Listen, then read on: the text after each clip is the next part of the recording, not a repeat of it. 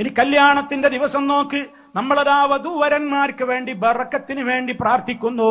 ബാറക്കല്ലാഹു ലക വബാറക അലൈക വജമഅ ബൈനകുമാ ഫിൽ ഖൈർ. അല്ലാഹു നിനക്ക് ബറക്കത്ത് ചെയ്യട്ടെ, നിങ്ങളുടെ മേൽ ബറക്കത്ത് ചെയ്യട്ടെ, നിങ്ങൾക്കിടയിൽ അല്ലാഹു നല്ല ജീവിതം തരട്ടെ, നല്ല സന്തോഷം തരട്ടെ, നല്ല മക്കളെ തരട്ടെ, നല്ല റാഹത്തുള്ള ജീവിതം തരട്ടെ. അവർക്ക് വേണ്ടിയുള്ള പ്രാർത്ഥനയാണ്. പക്ഷേ ഇന്ന് അങ്ങനെ ഒരു ഭർത്താവിനോട്, ഒരു ഭാര്യയോട്, ഒരു വധുവിനോട്, ഒരു വരനോട് കയറിച്ചെന്ന് അങ്ങനെ അവർക്ക് വേണ്ടി പ്രാർത്ഥിക്കാൻ പറ്റാവുന്ന ഒരു സദസ്സാണോ ഇന്നത്തെ നമ്മുടെ കല്യാണ സദസ്സുകൾ? അതിന് പറ്റിയ സദസ്സാണോ? എന്താ ഇന്നത്തെ കല്യാണം? വയനാട്ടിക്കൊക്കെ ചുരം കയറി ഇങ്ങനെ കയറി വരികയാണ് കുറെ സംസ്കാരങ്ങൾ. ഇവിടെ അല്ലാത്ത പലതും ഇപ്പം കിട്ടും വരുന്നില്ലേ? മുട്ടായി കൊടുക്കലും, മുട്ടായി ലോഡ് മുട്ടായി കൊണ്ടാ പോണത്.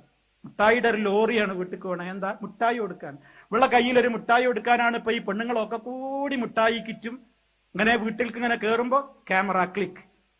ഒരു താത്ത കയറുന്നു, മറ്റേ താത്ത അതിന്റെ പിന്നാലെ വേറൊരു താത്ത. എന്താ പ്രശ്നം? മുട്ടായി കൊടുക്കാൻ പോകും. ഈ പെണ്ണ് ഇത്ര മിഠായി പ്രിയാണ്. അപ്പൊ ഒരുപാട് മിഠായി, കുറച്ചൊന്നുമല്ല ചോക്ലേറ്റ്, കുറച്ചൊന്നുമല്ല. പെണ്ണ് കാണാൻ പോകുമ്പോ ആരാ കല്യാണം കഴിക്കേണ്ടത്? അവനാണ് പെണ്ണിനെ കാണൽ ഇസ്ലാം പറഞ്ഞത്. ഇതല്ല, ഒരു പട പെണ്ണിനെ കാണാൻ പോവുക. ഇവിടെ നേരം അങ്ങനെ ഇരിക്കുമ്പോ അവളുടെ മുമ്പിലേക്ക് മന്ദം പെണ്ണ് ചായപാത്രം കൊണ്ട് ഇങ്ങനെ വരിക. എന്നിട്ട് ഒരുപാട് ആണുങ്ങളെ മുമ്പിൽ കെട്ടാൻ നിൽക്കണ ഈ ചെക്കൻ മറ്റോരോട് ചോദിക്കുക, എങ്ങനെയുണ്ടടാ, എങ്ങനെയുണ്ട്? ഇതാണോ ഇസ്ലാമിലെ പെണ്ണ് കാണൽ? ഉമ്മമാരെ, ഇവിടെ തന്ന മുഴുവൻ ഫാമിലികളോടും ഞാൻ ഓർമ്മപ്പെടുത്താണ്, ഈ വക ദുഷിച്ച ആചാരങ്ങൾ നിങ്ങളുടെ പടിക്കലിന്റെ അപ്പുറത്ത് നിർത്തിക്കൊള്ളണം, വീട്ടിന്റെ അകത്ത് കയറ്റരുത്. അന്നത്തെ ദിവസം എന്ന് പറഞ്ഞാൽ ഇസ്ലാമിന്റെ വിവാഹ സുദിനം എന്ന് പറഞ്ഞാൽ എന്താണത്? വലിയൊരു സന്തോഷത്തിന്റെ ദിവസമാണ്.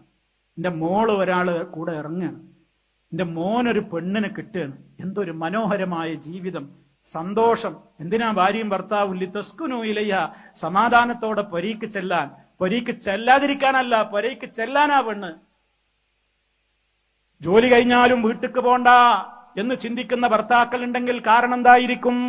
പെണ്ണ് പ്രശ്നം ഉണ്ടാവും, അല്ലെങ്കിൽ അവന് പ്രശ്നം ഉണ്ടാവും. അതിനാണോ കല്യാണം? അപ്പൊ ബറക്കത്ത് വേണോ? ആ ബറക്കത്തിന് വേണ്ടിയുള്ള ദുആ നമ്മൾ നിർവഹിക്കുമ്പോ അതിനൊന്നും പറ്റിയ കോലത്തിലല്ല പെണ്ണിന്റെ വേഷം, ആണിന്റെ രീതികള്. അവിടെ അതാ ചടപടാ പടക്കം പൊട്ടിക്കുകയാണ്. തലേ ദിവസം അതാ മൈലാഞ്ചിയുണ്ട്, ഹൽദിയുണ്ട്, മഞ്ഞക്കല്യാണമുണ്ട്. എല്ലാവർക്കും വന്ന് മഞ്ഞയാണ്. മഞ്ഞ കൊണ്ടൊരു കളിയാണ് മഞ്ഞക്കല്യാണം, അത് ഹൽദി. മഞ്ഞള് കല്യാണം, പിന്നെ അതാ മെഹന്തി, മൈലാഞ്ചി കല്യാണമാണ്. എത്ര ദിവസങ്ങളിലാണ് കല്യാണം? പിന്നെ അതാ സ്റ്റേജിൽ മുഴുവൻ ആണും പെണ്ണും ഇടകലർന്ന് നിന്നുകൊണ്ടുള്ള ഒരു ഫോട്ടോ ഷൂട്ടാണ്. ക്യാമറമാൻ എങ്ങനെ നിൽക്കാൻ പറയുന്നു, അതുപോലെ പെണ്ണവളുടെ കണ്ണ് ചിമ്പുന്നു, കണ്ണ് തുറക്കുന്നു, ചുണ്ട് കൂട്ടുന്നു, ചുണ്ടുകൊണ്ട് ആംഗ്യം കാണിക്കുന്നു, ഹസ്തദാനം ചെയ്യുന്നു, കെട്ടിപ്പിടിക്കുന്നു, കൂടെയിരിക്കുന്നു. അതുപോലെ തന്നെ പല്ലക്കിൽ പെണ്ണിനെ ആനയിക്കുന്നു. തുള്ളിച്ചാടിക്കൊണ്ടൊരു വരവാണ് പൊതു സ്റ്റേജിലേക്ക്.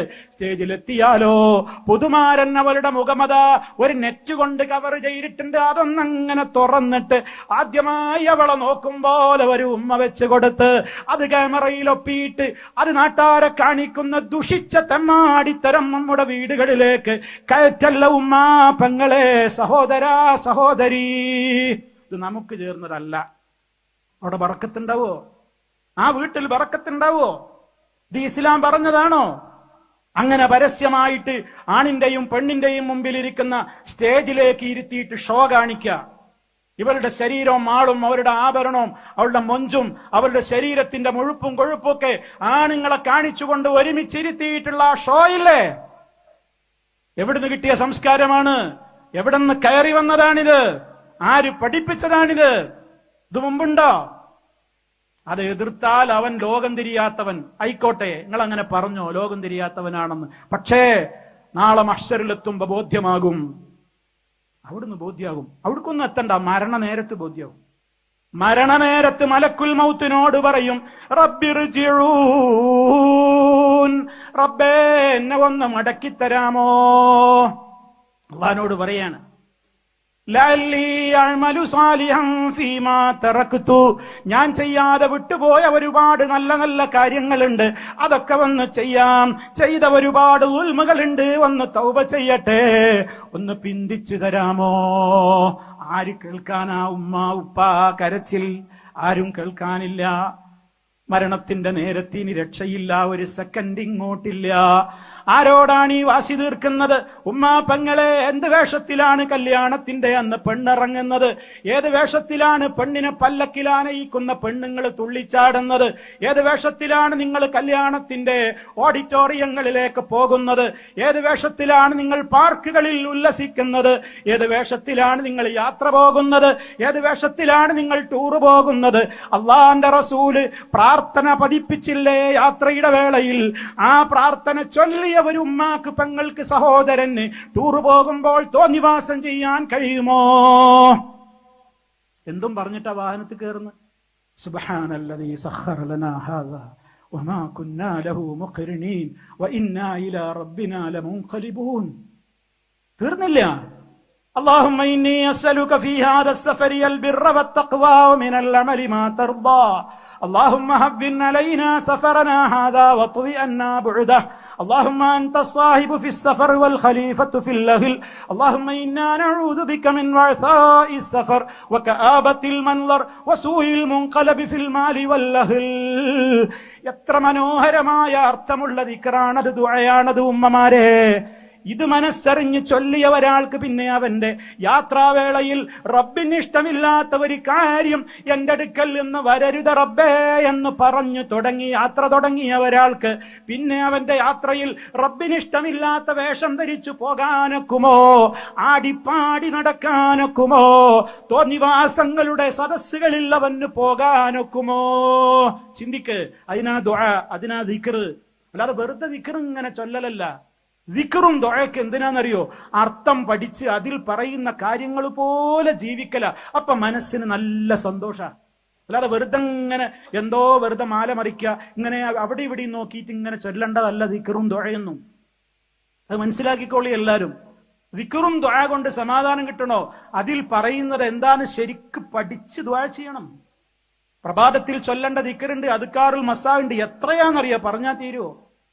നിങ്ങൾ നോക്കൂ, എത്രയെത്ര ദിക്റുകളുണ്ട്, ദുആകളുണ്ട്. സഹോദരങ്ങളെ, നിങ്ങൾക്കൊന്ന് യൂട്യൂബിലൊക്കെ നമ്മുടെയൊക്കെ ചാനലുകളുണ്ട്, നിങ്ങൾക്ക് അതിൽ നിന്നൊക്കെ കേൾക്കാൻ പറ്റും. ഇഷ്ടംപോലെ ഒരുപാട് വിഷയങ്ങളുണ്ട്. നിങ്ങൾ പഠിക്കിൻ, നിങ്ങൾ മനസ്സിലാക്കി. അപ്പൊ നോക്കൂ, നിങ്ങൾ കല്യാണത്തിന്റെ കൂത്താട്ടങ്ങൾ അവിടെ ചൊല്ലുന്ന ആ ദിക്റുകൾക്ക് വല്ല വരിയുണ്ടോ? അവിടെ ഒരുത്തം വന്ന് നിക്കാഹ് ചെയ്തു കൊടുക്കും, എന്നിട്ട് വലിയ ദുആയൊക്കെ നടത്തും മുസ്ലിയാക്കന്മാരും എല്ലാവരും. എന്നിട്ട് എന്താ കാര്യം? അവിടെ നിന്നാണ് ഇറങ്ങിയ എല്ലാ താട്ടവും കളിയും തോന്നിയാസവും ഉണ്ട്. മഹല്ല് കമ്മിറ്റിക്ക് ഉത്തരവാദിത്തമില്ലേ?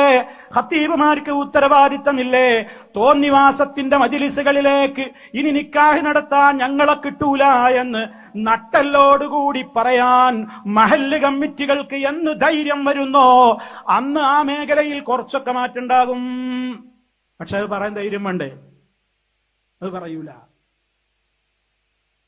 അപ്പൊ അതുകൊണ്ട് സഹോദരങ്ങളെ, ഇസ്ലാം നിശ്ചയിച്ചു തന്ന ഓരോ കാര്യങ്ങളും എടുത്തു നോക്ക്. എല്ലാം അങ്ങനെയാണ്. ഏത് മേഖല എടുത്തു നോക്ക്, നമ്മൾ ചൊല്ലുന്ന ദിക്റുകൾ മുഴുവനും ഒക്കെ നമ്മുടെ മനസ്സിൽ അള്ളാഹിനെ കുറിച്ചുള്ള വിശ്വാസം ഉറപ്പിക്കാനാ. വിഷമവും പ്രയാസവും ഉണ്ടായ മടവൂരേ ഒമ്പർത്തങ്ങളെ ആ നബിയേ എന്ന് വിളിക്കാനല്ല പറഞ്ഞത്. അപ്പൊ കൂടുതൽ ലാ ഇലാഹ ഇല്ലല്ലാഹ് പറയണമെന്നാണ്. നിങ്ങളൊന്ന് പഠിക്കും സഹോദരങ്ങളെ. എന്തിനാണ് ഈ വെറുപ്പ്? ഒന്ന് ആലോചിച്ച് നോക്കൂ. നിങ്ങൾ വിഷമം നിങ്ങൾക്ക് ധാരാളം വന്നാൽ നിങ്ങൾ ലാ ഇലാഹ ഇല്ലല്ലാഹ് ധാരാളം പറയണമെന്നാണ്. നിങ്ങൾ നോക്കൂ, അള്ളാഹിന്റെ റസൂലിനോട് ഒരാൾ വന്നിട്ട് പറഞ്ഞു, വല്ലാത്ത വിഷമുണ്ട്, കെർബ്, വല്ലാത്ത ബുദ്ധിമുട്ടുണ്ട്, വിഷമുണ്ട്. അള്ളാഹിന്റെ റസൂല് പഠിപ്പിച്ചു കൊടുക്കുന്നു കെർബിന്റെ ദുആ എന്ന് പറഞ്ഞിട്ട് എന്താ പറഞ്ഞത്? ലാ ഇലാഹ ഇല്ലല്ലാഹുൽ അളീമുൽ ഹലീം, ലാ ഇലാഹ ഇല്ലല്ലാഹു റബ്ബുൽ അർശിൽ അളീം, ലാ ഇലാഹ ഇല്ലല്ലാഹു റബ്ബുസ് സമാവാതി വ റബ്ബുൽ അർളി വ റബ്ബുൽ അർശിൽ കരീം. അതാണ് പറയണത്. എന്താ പ്രശ്നം അറിയോ? വിഷമം ധാരാളം ഉണ്ടാവുമ്പോഴാണ് ഈ ദർഗിയും ജാറവും മക്കാമും ഒക്കെ തണ്ടാൻ പോവുക. അപ്പൊ കൂടുതൽ ലാ ഇലാഹ ഇല്ലല്ലാഹ് പറഞ്ഞ് തൗഹീദ് ഉറപ്പിക്കണം എന്നാ പറയണത്. അല്ലാഹു റബ്ബി, അല്ലാഹു റബ്ബി ലാ ഉശ്രികു ബിഹി ശൈആ എന്ന് പറയണം എന്നാണ്. ഇങ്ങനെ എത്ര ദിക്റുകളാണ്, ദുആകളാണ്. എല്ലാം നമുക്ക് പഠിപ്പിച്ചു തരുന്നത് എന്താ? ആ ഇസ്ലാമികമായ മര്യാദകളാണ്.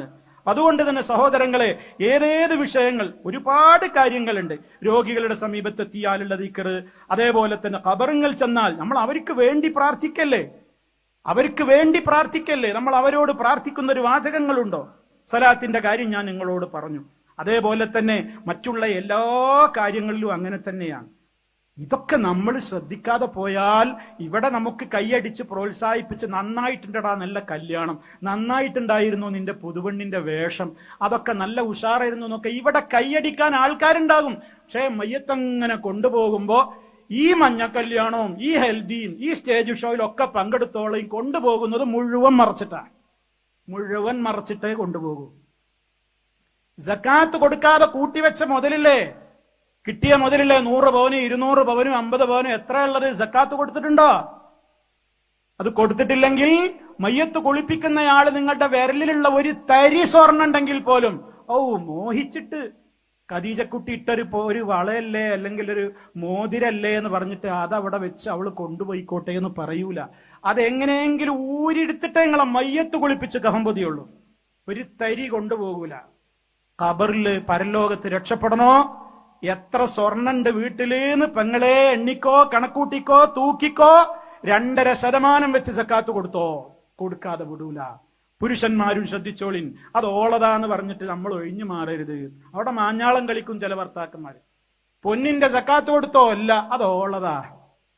എന്താ അവിടെ എത്തുമ്പോ ഒരു ഓളതാന്ന് പറച്ചില്? എന്നാ അവള് ചോദിക്കണം, എന്റെ വാപ്പാക്ക് അത് ആവശ്യമുണ്ട്, ഞാൻ വാപ്പാക്ക് വിടുന്ന ഒരു 10 പവനാണ് കൊടുത്താലോ?